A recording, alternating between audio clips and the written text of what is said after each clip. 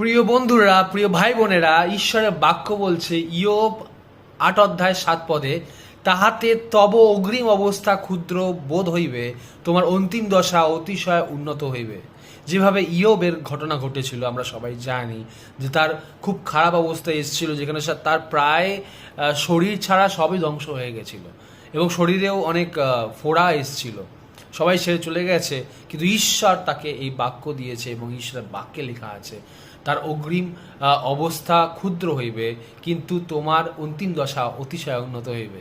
তাই ইয়োবের শতগুণে সম্পত্তি, শতগুণে পরিবার, সব কিছু বেড়ে গিয়েছিল। এবং আজকে ঈশ্বরের বাক্য আপনার জন্য যে তোমার অন্তিম দশা অতিশয় উন্নত হইবে। আগামীকাল শেষ দশা, মানে শুরু যেটা হবে তার থেকে রাত্রে যখন আপনি ঘুমাতে যাবেন সেই দশা আপনার উন্নত হবে।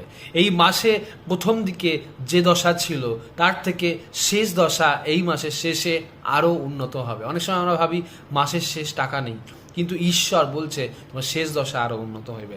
ঈশ্বরের বাক্যকে আমি ঘোষণা করি আমার জীবনে, আপনি ঘোষণা করুন আপনার জীবনে, আমরা ঘোষণা করি আপনার জীবনে ঈশ্বরের বাক্যকে আমরা আরও দেখতে চাই যে তা প্রতাপের সাথে, মহিমার সাথে আমাদের জীবনে ঈশ্বরের মহিমাকে প্রকাশ করছে এই বাক্য। উন্নতির বাক্য এবং অন্তিম দশা আরও উন্নতি। এবং যখন শেষ বয়সে আমরা হিসাব করব বা এই বছরের শেষে যখন হিসাব করব, তখন আমরা হিসাব করেই পারবো না যে কত উন্নতি আমরা করেছি। অনেক অনেক অনেক উন্নতি, অনেক অনেক আশীর্বাদ, অনেক মহিমা আমরা ঈশ্বর দেখতে পাবো। তাই এই বছরের শুরুতে যে দশা ছিল তার থেকে আরও উন্নত দশা আমরা দেখতে পাবো। God bless you, thank you. ঈশ্বর আপনাদের আশীর্বাদ করুন। মারানাথা।